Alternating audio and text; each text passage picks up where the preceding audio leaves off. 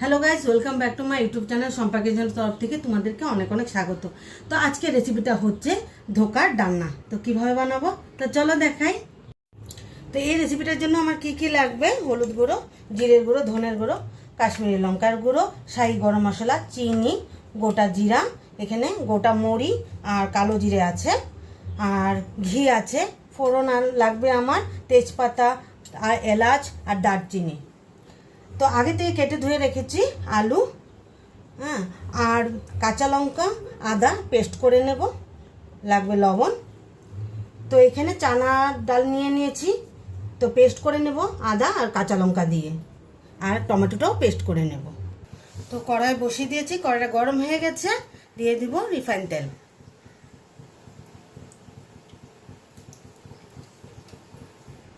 তো কালো জিরা আর মরিটা দিয়ে দেব।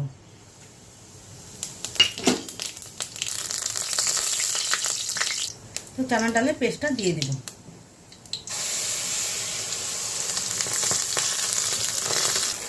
দিয়ে দিব লবণ,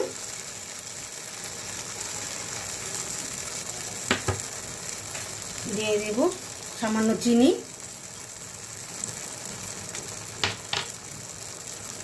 হলুদের গুঁড়ো,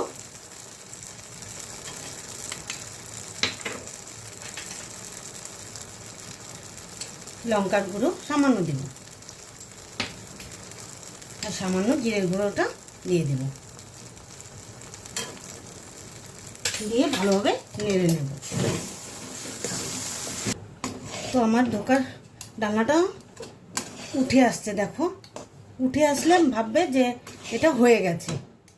তো তোমরা চাইলেও এখানে হিং দিতে পারো। তো এখানে অল্প তেল দিয়ে দিলাম,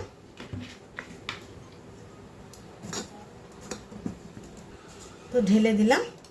এবার সমানভাবে বরফি কেটে নেব। তাহলে ধোকাটা আমি কেটে নিই বরফি টাইপের।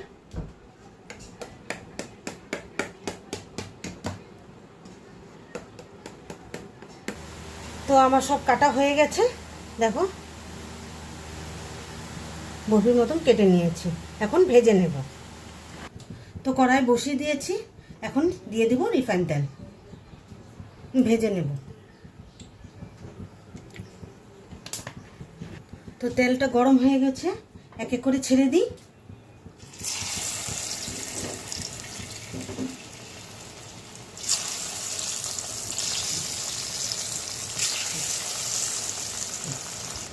তো হালকা হালকা ভাজা হয়ে গেছে, এক এক করে উঠিয়ে নিই।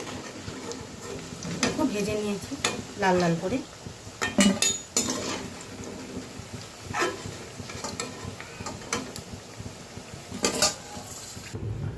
তো দিয়ে দিব গোটা জিরা, তেজপাতা, গোটা গরম মশলা,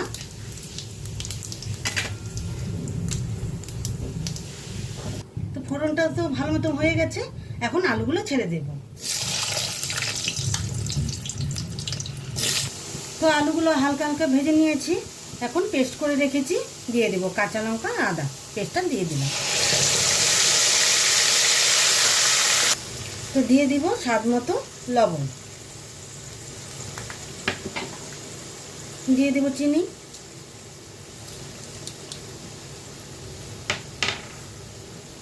জিরের গুঁড়ো,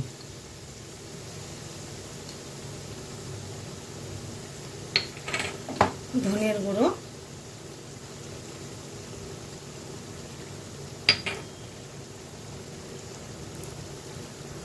হলুদের গুঁড়ো, কাশ্মীরি লঙ্কার গুঁড়ো, সব উপকরণগুলো দিয়ে দিলাম। তো ভালোভাবে এখন নেড়ে নেব। তো কিছুক্ষণ সময়ের জন্য ঢেকে রাখবো।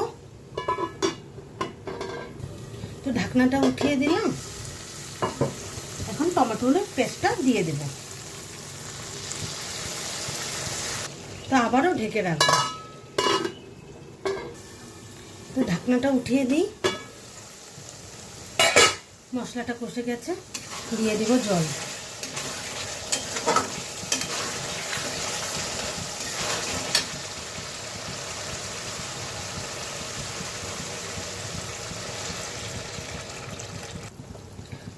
তো ঝোলটা জাল হয়ে গেছে, এক এক করে বড়াগুলো ছেড়ে দেব। তো কয়েকটা চেরা কাঁচা লঙ্কাগুলো দিয়ে দিলাম, আর দিয়ে দিব গরম মশলা, শাহি গরম মশলা।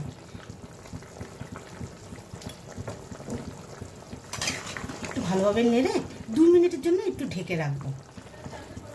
তো ধোকার ডানাটা আমার হয়ে গেছে, তো এখন ঘি দিয়ে নামিয়ে নিই।